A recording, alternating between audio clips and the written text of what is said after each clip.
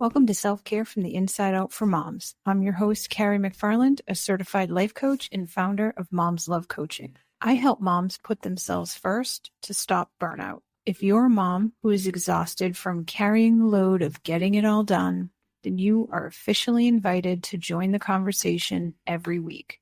It's the perfect time to take a break, grab your coffee, and focus on the most important person in your life, you. Welcome, everybody, to Moms Love Coaching, Self-Care from the Inside Out. I'm Carrie McFarland. I'm here with Angie Turgeon-Ledoux. Hi, Angie. Hi, Carrie. How are you? I am good. I'm happy that the weather is not super hot like it was. Thank goodness. Thank goodness the humidity has broken, and I thought it was going to melt. And we have nights that are below 60, which is 60 Fahrenheit. It's delightful. No air conditioning at night, just the window open and a fan. Yeah. I know. I'm so sick of air conditioning. I'm so sick of hearing the whir of the air conditioner. I'm just like, oh. Yeah. It's like torture. It is. So I had my grandson last night. So he was in, and he's 9.5 months old. So he was in the bed with me, and so I turned the white noise on. But the ocean sound is different than the fan sound. Yeah. So. Yeah. No, I'm tired of not being able to be outside. It can be, but then it's like I like to. Just saps your energy, your motivation, any motivation you might have. It's like, ugh. Yeah. One might say I was feeling resentful of the weather. Oh, great segue. And that's what we're talking about, not the weather. But being resentful. Being resentful. Being resentful as a mom. Yeah, or feeling resentful, right? I mean, it's something that comes up. I mean, we're human. So, we're going to feel many different emotions being a mom, right? Being a wife, being a partner, being an employee, a daughter. Right? I mean, emotions are going to come up. And so I wanted to talk about feeling resentful because it's one of those emotions that nudges its way into your brain and has a hard time coming out. I looked up the definition of resentful on the Googles, right? So on the Googles. And I liked what it said. It said being resentful. It's an emotion that mixes anger, disappointment, and sometimes even disgust. Wow. And I was like, yeah, you know what? That really feels right. Anger, disappointment, and disgust. It arises when you feel you've been wronged or treated unfairly. And that's pretty much when it comes up. When you're feeling resentful, it's usually, let's just go back to the model, right? If you're having an emotion, it's coming from a thought that you're having. So the thought could be, literally, it's unfair. This isn't fair. Why do I have to do this? Why don't they do this? Right? Yeah. And it could be about anything, right? I mean, we've been talking a lot on the podcast about the sort of unequal distribution of the housework between partners. And the thing that comes to my mind is a sink full of dirty dishes, right? Oh my! Why am I the one that is expected to clean those dishes? Why is it that I have to take my time to do that while other people are getting to do what they want? That's not fair. When you get into that mindset, it's kind of hard to get out of it, because when you're feeling resentful, more so than other emotions, you really start to see all the different things about why you're being wronged. Resentment has a stronger hold on people. I feel like people hold on to that a lot more because you're blaming other people. And so if it's something else, you feel like you don't have any control over it. So it just builds and builds and builds and builds and builds. Right. Assigning blame is the action for the feeling of resentful. And often resentful comes from thoughts that it shouldn't be this way. It's Right. unfair. I shouldn't have to. And then you notice that you're blaming others. But it's like, I'm going to take complete responsibility for how I feel in this situation and the way I'm thinking about this situation, so that then I can have some consciousness about how I respond. So that when you notice that you are blaming and you notice that you're feeling resentful, that is a clue. It's an indulgent emotion. I say indulgent not because I want to make it wrong. Emotions aren't wrong. It's that you can stay there and not do anything about it. Yeah, it is easy to stay there. I think that's partly because you feel that it's not in your control. So what else are you supposed to do? That's kind of like what I used to think, right? Well, what else am I supposed to do? Because Like I've said it it's so many not, times. I've yeah, asked. right. That's the one. I've talked to this person. I mean, I heard this just recently. It's like, I don't know how else to say it, and that person isn't getting what I'm saying. So basically, that translates into they're not doing what I want them to do. They're not doing it. Right. So let's talk about why we have those expectations in the first place. And I think this happens in every generation, but specifically for Gen X women, I think it's a little more pronounced because Gen X kind of has a foot in both, like in two generations. Absolutely. Right? Because Gen X was typically raised by the baby boomers. They had a certain mindset, right? Mm-hmm. Now, I personally was raised by the silent generation, which is probably even worse in terms of getting the gender norm messages. You know, the silent generation, the baby boomer generation, very gender rolled types of generation. So here's another layer of that. The messaging during the time that they were growing up is what we experienced as children, right? But we were getting messages from both sides. So we were getting messages from our parents, very traditional, very gender rolled, very like, this is the path that you take for your life. On the other side of that was society telling you that women should be empowered and women should have a career and women can be whatever they want. So you start a family and you have all these ideas in your head about you are supposed to be there for your kids. You're supposed to make sure that your household is in order and all the things that go with that.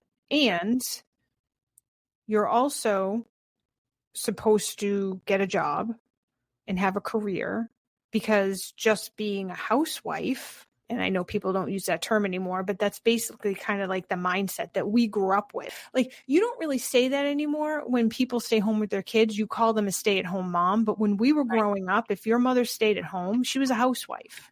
Essentially the same thing, but it's a very different connotation. Right. I remember reading books when my son was born. It was somehow not a valuable thing to do. Right. Exactly. And that, I think that hits it right there. It's not it wasn't valued to stay at home anymore. However, and this is why I say Gen X moms have their foot in both sides, because it was valued to go to work and have a career and build yourself professionally. It was not as valued to stay at home with the kids because that was old fashioned. But if you prioritize work over the kids, then you're selfish. Right. If you don't keep your house in order, then you're lazy or you're unorganized or you don't care. And there's only so many hours in the day, and all that stuff still falls on the mom. Now, both parents are working. Both parents are still working, but the majority of it falls on the mom. And I know that we've talked about this in other podcasts, but this is where the the resentment comes from, because it's almost like we were lied to growing up. Yeah. You can be whatever you want, but you still have to do all this stuff too. So yes, you can do whatever you want, but we're not going to help you with childcare. We're not going to help you with figuring out how to run the household and have a job. This might be an unpopular thing to say, but when our parents were when our parents were raising kids, mom stayed home and dad went to work, and that wasn't really questioned. So there was no really dissonance between that, because that's just kind of how it was. Right. So right. The struggle wasn't as intense because that was the way that you were supposed to do it. Gender equality typically compares yourself to what men have. We are as valuable as that, and we want to be seen that way. But to me, you're still comparing yourself to a man, which, in my opinion, puts him in a higher status automatically. What I'm saying is, be completely different, do it differently, because men were able to have a career and have a family and have all that stuff because they had somebody staying home, right, and taking care of all those things. It's just, I mean, the mixed messages. For me, feminism is about choices, mm-hmm. and it's about choices that are unjudged, right? Not like fake choices, right? Where it's like, okay, you have a choice. Oh, you're choosing that? Okay. Oh yes, exactly. So you have a choice, but you're choosing that one. We might do that with our kids sometimes. We put two outfits out, and yeah, right. Oh, really? You're gonna pick that? So it's the unjudged choices, and you have to decide what that is for you. Now, here's the trick: when we think about resentment, we feel that it's not in our control. The flip that you need to make if you want to get out of that, and the reason that I want to help people get out of that is because resentment feels terrible to you. You are the one who is feeling anger and disgust and disappointment, and those things don't feel good in your body. And it's going to affect the way you act in the world, and it's going to affect the life that you create for yourself. So the life that you create for yourself is going to be very different if you're coming from a place of resentment than if you're coming from a place of empowerment. Right. And so that's why I want to talk about this and talk about flipping the way that you think about things. So when you make choices, number one, you need to make choices based on what you can control. You can't make choices for other people. So in other words, and I know this is a very basic example, but let's talk about the dishes, right? Mm-hmm. And I know that there's many more complicated things that people are dealing with, but just for the sake of this conversation, let's just talk about dishes.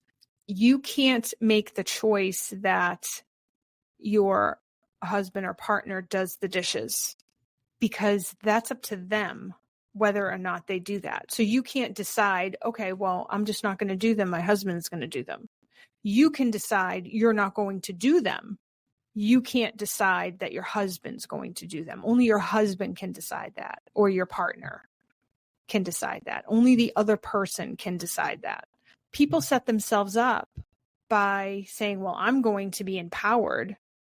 I'm not going to do this. They're going to do this. And that is the part that keeps bringing you back to resentment, because that's not true empowerment, because now you're expecting them to do something, and when they don't do it, then you feel disappointed, and then you're right back into resentment. You need to make choices for yourself that only you can control. What are some examples of making a choice that you can control? So you can just not decide to do them, period, and just don't do them. and see what happens, but not have any expectation about what happens. And when you need a dish, you go to the dirty pile, you clean the dish you need, and then you move on with your life. So that's one choice. Mm-hmm. Another choice would be to hire somebody to do the dishes. And now neither one of you needs to do the dishes. Another choice could be, let's not have dishes. Let's only use disposable paper plates, plastic cutlery, or I don't know, maybe they even have cardboard cutlery now. I have no idea, right? We only drink meal replacement shakes. I mean, we don't even cook. We only buy meal replacement shakes. Yeah, we only get takeout. We're only going to buy takeout. We don't want any dishes, right? We're only going to eat out.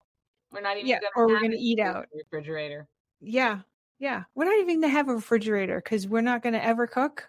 Right. So there's no dishes. Yep. Right. And I know those are extreme examples, but what I want you to see is that making choices from things that you can control, right? You can control only using paper plates. You can't control making somebody else do the dishes. And coming at solutions from that place is truly going to empower you. Let's talk about judgment too. Because self-judgment or judgment of others? Well, both. Because a piece of resentment is that you are judging the other person because they should be doing something that they're not doing, right? And that is a judgment, right? They should be doing something. I mean, and it's partly expectations, but it's expectations with a judgment. But when we're judging other people, we're actually judging ourselves and projecting it onto the other person. When you're feeling resentful and you're thinking, they should be doing this, I shouldn't be the one doing this, they should be doing this. I want you to think about that statement, and instead of saying they should do that, I want you to say, why should they do that? What is the reason that you have that they should be doing that? And really delve into the reason for that, because there's something there. There's some sort of value that you have that you probably grew up with, whether it was from your parents or society or school or wherever you got it from. There's some sort of value there that person is not meeting that value or upholding that value the same way that you do. But what is that? Like, why should they be doing the dishes? And really think about that, because the answer to that question could really open up some of the reasons behind why you are so resentful that this isn't happening in the first place. I mean, obviously the surface stuff we all get. They should be, they should be doing as much as I do. I do everything around here. I'm tired. Why should I have to do it? It's not fair, right?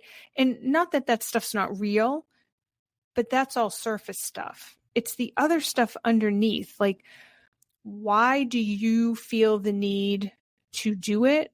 Why are you struggling with empowering yourself to come up with a different solution? Those things are what's going to get to the bottom of what is really going on and give you the freedom to start choosing different things.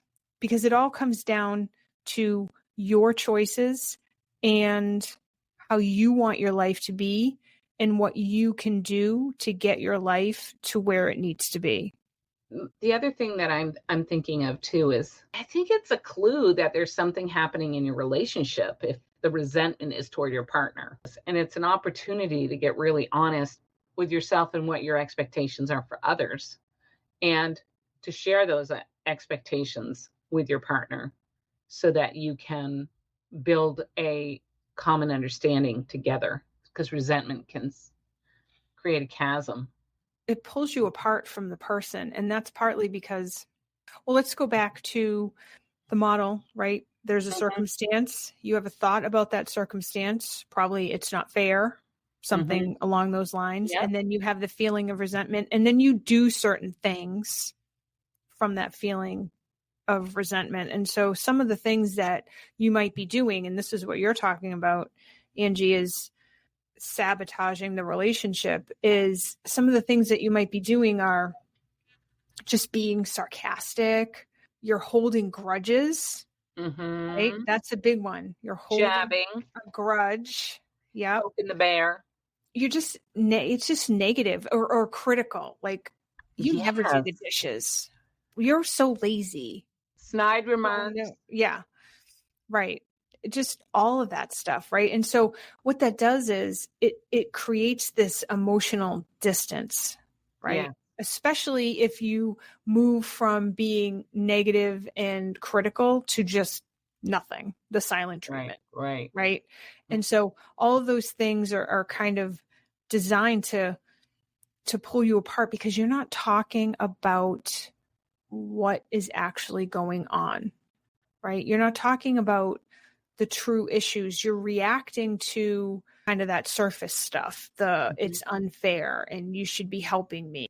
You know, I shouldn't have to do everything around here, right? Those are kind of the thoughts that you have that lead to resentment. And it makes sense that when you're coming from that place, that those are the things that you're going to do because you're angry about it. And so it comes out in these passive aggressive ways of, you know, holding that grudge and being negative. But in order to really come to terms with the resentment and just finding that solution to be able to move on from it, because again, this is affecting you and your mental state and how you feel in your body when you're feeling resentful, right? I mean, if you're holding a grudge, I mean, they call it holding a grudge for a reason. Yeah. Like you're holding that in your body, right? It doesn't feel good. And it doesn't feel good.